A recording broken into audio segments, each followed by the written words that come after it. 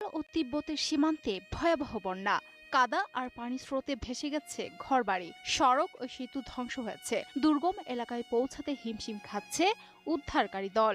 Al Jazeera, AFP ও রয়টার্সের তথ্য বলছে, এই দুর্যোগে নেপাল ও চীনের তিব্বত এলাকায় ১৫০০-এর বেশি মানুষ নিখোঁজ, প্রাণ গেছে ২৭০ জনের বেশি। মৃতের সংখ্যা আরও বাড়ার আশঙ্কা রয়েছে। ঘটনার শুরু নেপাল চীন সীমান্তের কাছের পাহাড়ি এলাকায়। তিব্বতের লেনদে নদীতে বরফ ও পাথরের বিশাল অংশ ধসে পড়ে। এরপর তৈরি হয় প্রবল স্রোত, সেই পানি ঢুকে পড়ে লেনদে খোলায়। সেখান থেকে ভুটেকোশি নদী হয়ে পানি নামে ত্রিশূলী নদীতে। মাত্র ৩০ মিনিটে ত্রিশূলী নদীর পানি বেড়ে যায় প্রায় ৯ মিটার। আল জাজিরার প্রতিবেদনে বলা হয়েছে, প্রথম দিকে অনেকে ধারণা করেছিলেন ৪.৪ মাত্রার ভূমিকম্প থেকেই এই বন্যা শুরু। কিন্তু যুক্তরাষ্ট্রের ভূতাত্ত্বিক জরিপ সংস্থা এবং কয়েকজন বিশেষজ্ঞের বিশ্লেষণে উঠে আসে ভিন্ন তথ্য।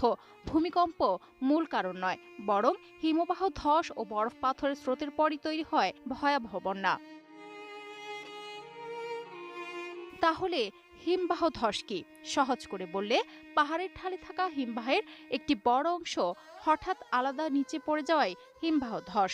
এর সঙ্গে বরফের পাশাপাশি পাথর, মাটি ও পানি মিশে যেতে পারে। মুহূর্তেই সেটি পরিণত হয় ভয়ঙ্কর স্রোতে। পাহাড়ের ঢাল বেয়ে সেই স্রোত ছুটে গেলে পথে থাকা সবকিছু ভাসিয়ে নিতে পারে। নেপালের দুর্যোগ ব্যবস্থাপনা কর্তৃপক্ষের তথ্য অনুযায়ী, লেন্দে নদীতে বরফ ও পাথরের বিশাল ধস থেকেই বন্যার শুরু। ভারতের সিকিম বিশ্ববিদ্যালয়ের ভূতত্ত্ব বিশেষজ্ঞ বিক্রম গুপ্তও বলেছেন, হিমবাহের সামনের বড় অংশ ভেঙে পড়েছিল, সঙ্গে ছিল বিপুল পাথর ও পলি। কানাডার ইউনিভার্সিটি অফ ক্যালগারির বিজ্ঞানী ড্যান সুগার জানান, প্রায় ৫,২০০ মিটার উচ্চতা থেকে হিমবাহের নিচের অংশ ভেঙে প্রায় ১,২০০ মিটার নিচে পড়ে। এবারের ঘটনায় আরেকটি বিষয় বিশেষভাবে নজরে এসেছে। বন্যার আগে বড় ধরনের বৃষ্টি হয়নি, ফলে প্রচলিত সতর্কবার্তা ব্যবস্থার জন্য বিপদ শনাক্ত করা কঠিন হয়ে পড়ে। টেক্সাস বিশ্ববিদ্যালয়ের জলবিদ্যা বিশেষজ্ঞ হাতিম শরীফ বলেছেন, কাদা ও পানি স্রোত এত দ্রুত এগায়, পালানোর সুযোগও থাকে না। তার ভাষায়, এই স্রোত অনেকটা তরল কংক্রিটের মতো ভয়ঙ্কর হয়ে উঠতে পারে। এমন ঘটনা কি খুব সাধারণ?